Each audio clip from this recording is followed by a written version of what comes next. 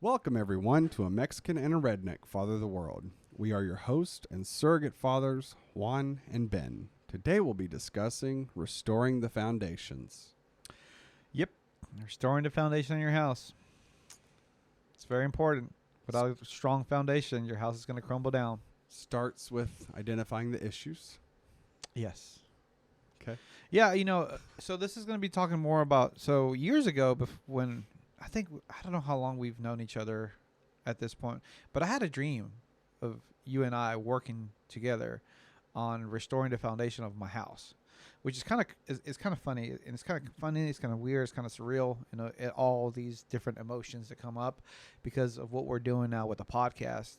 The fact that it was my old house where I had a house fire, which now the house is in shambles and it needs to be restored.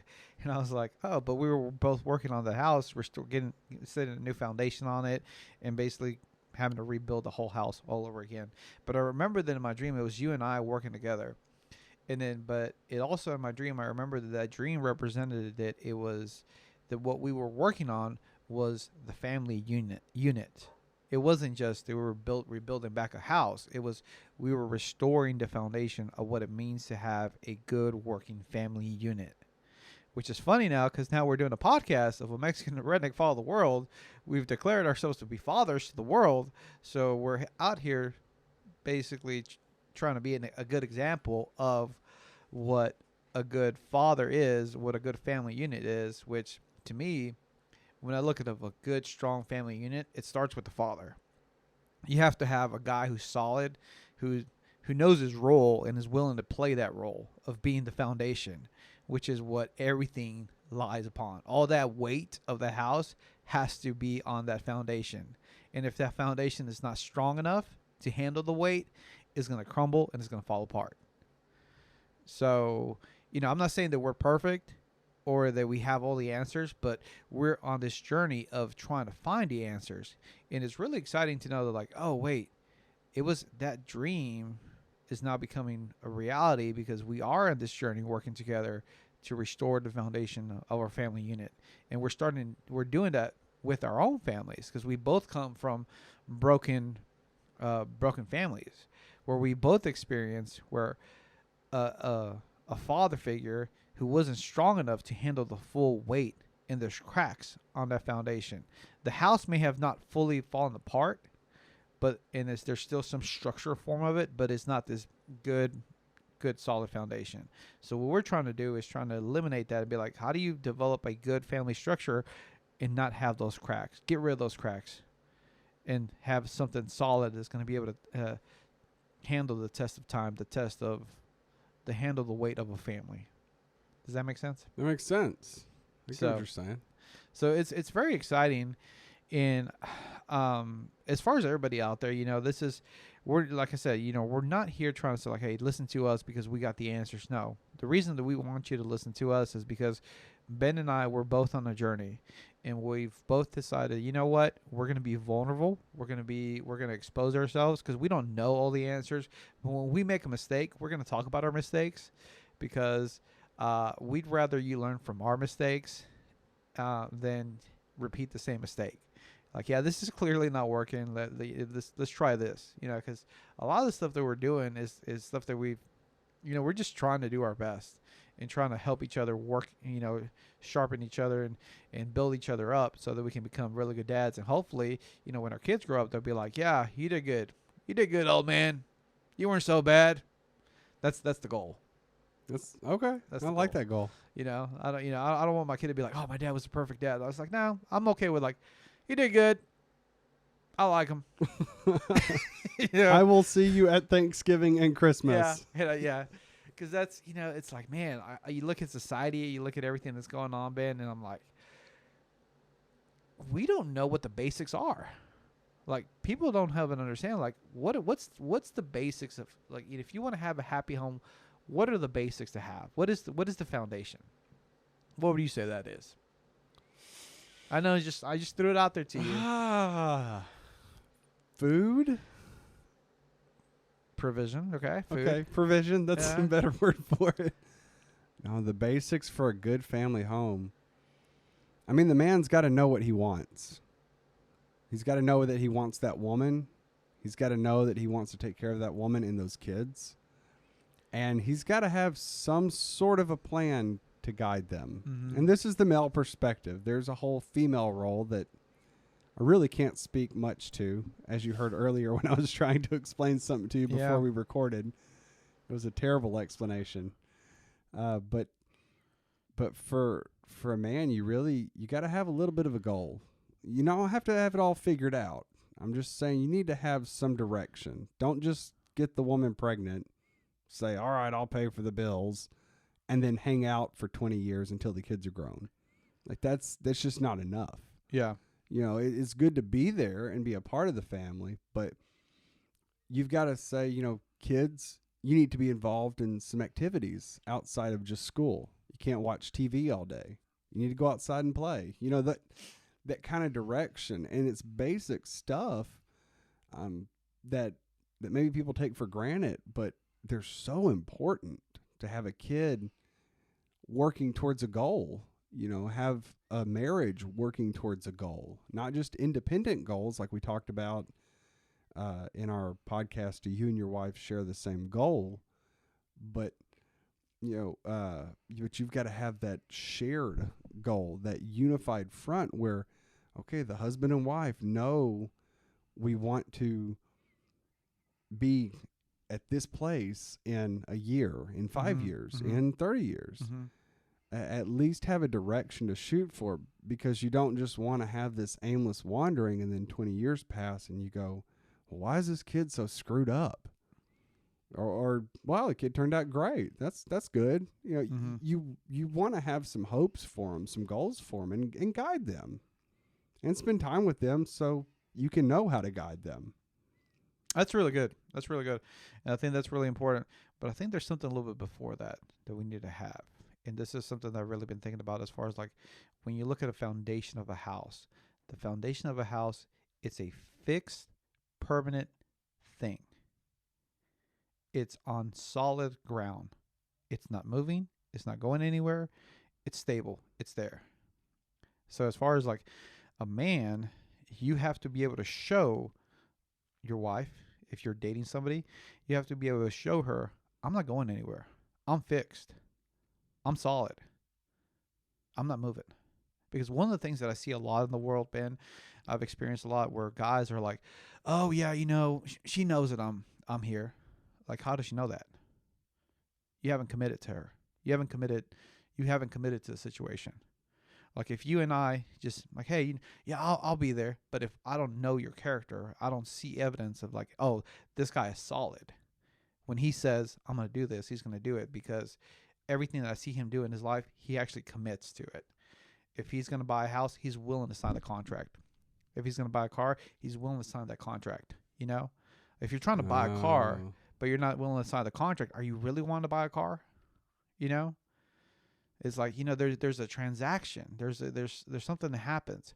And I think with, as far as men, it's something that we haven't been taught. And we don't hear a lot about this as far as like standing your ground and showing that you're solid, you're fixed. You know, and I know this is a little bit of a side rant, but I know marriage is viewed almost like, oh, that's an old thing. We don't really need to do that anymore. But marriage is not necessarily just, oh yeah, a thing that government has instituted for you to track you or, you know, tax you or do, you know, pay an extra fee. But it's a visual representation of your commitment to whatever it is you're doing. That's why contracts are so important. Mm-hmm. Because it represents as a physical representation of what you're willing to do, of what you're going to do. And if you don't have that in place, then there's no trust. Then it plays room for doubt in all this. And so if you're trying to build a house and you're building it upon sand is a very, what do you call it, fluid object or foundation.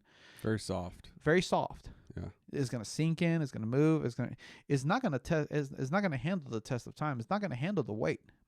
So even before you build your foundation, it has to be built on solid rock, which, you know, it's funny. I think I read that somewhere. Probably an engineering book. Um, and but I think that's the thing is like I've had this conversation with other young men as far as like they're dating a girl, but they're not really like, well, she knows that I love her. Like, okay, have you shown that to her? As far as like, because if you're trying to build something, but you don't have the proper foundation for it, what is that you're trying to build? Because there's certain things you can build on sand, like sand castles, and they're gonna stand, they're gonna look cute, and it's gonna be. But then as soon as that wave comes, what's gonna happen? It's gonna fall apart. But if it's something built on solid ground, I mean, it can, depending on what you're trying to build, you got to look what kind of foundation you're trying to set up. Does that make sense?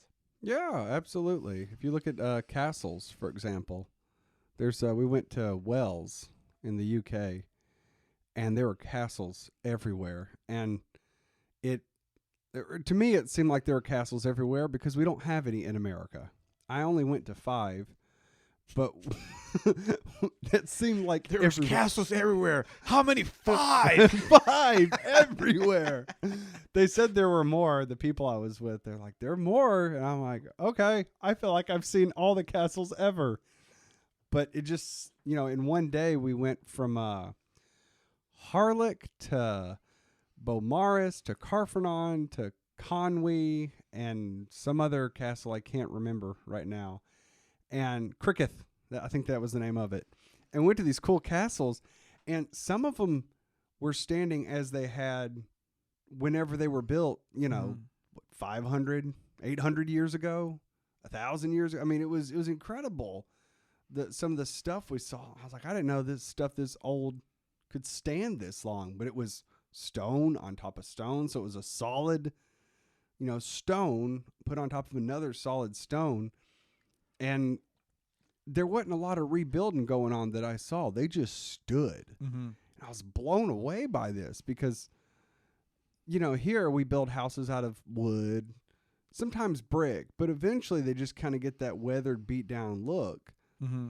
And these castles, I mean, yeah, they were weathered, but they were solid, man. They could look like they could stand an invasion, except for one. I think Cricketh was the one that had fallen down. But they were all stone built right next to the shores. And the shores, it's so interesting for you to say that and then actually have been there and actually get to see sand right next to stone and how important it is where you place your foundations. Mm-hmm. Mm-hmm. Yeah, so and going back to as far as like the topic, as far as that, you see those castles and they stood the test of time. And the comparison is like whenever you meet that older individual who, and you ask them like, man, how long have you and your wife been married? Oh, we've been married for 60 years. But then you see that joy, where you hear that joy in the voice, like, yeah, I've been married to her for 60 years. And it's not, because I'm sure you've experienced it too, where somebody, they've been together for 40 years, married, they have the contract and everything like that, but there's not that joy. There's been like, it's been a battle. Like, yeah, like we're still together 60 years. Like I remember when my grandmother was passing away. Oh man, it was brutal. But my grandfather I go to my grandfather. He was in the other room, and he was like, "Is that old lady still alive?" And I was like, oh my I was goodness! like, "Yeah, she's still alive. Yeah, you talking about grandma? Yeah, that old lady. She's still alive." I was like, "Yeah, she's still alive." Oh, okay. And then he would go and he would stand at the doorway and be like, "Victoria!" Just yell at her, "Victoria!" And then go back to his room. And I'm like, kind of like his way of saying, "Hey, I love you." I don't know. It was weird. It was more very strange. Yeah, it was very strange. I was like, and I remember looking, I was like, I don't want my death to be like that with my wife. I want to be like, I want to die holding hands with her and know that like, oh, I was with the person I was supposed to be and we died together. Like, I want the classic romantic story. The old people on the Titanic. Yeah. Laying down in the bed, cuddling. Yeah. Because it's like we enjoyed being with each other and we accomplished this journey, And I chose to be that strong foundation for her on which we could build our life together, which I really, man, I could keep on going back to this thought. And I don't know who needs to hear this, but if you're out there and if you're deciding like, oh man, I really want to be with this person, but I'm just afraid. I was afraid. I was terrified when I told my wife I do. And the thought of I am committing myself to this person, and I'm telling her that I'm here for her for the rest of my life and her life. It's a scary thought. But then the thought of being alone in my mind was scarier, Mm-hmm. because I was like, I knew like this is who I'm supposed to be with.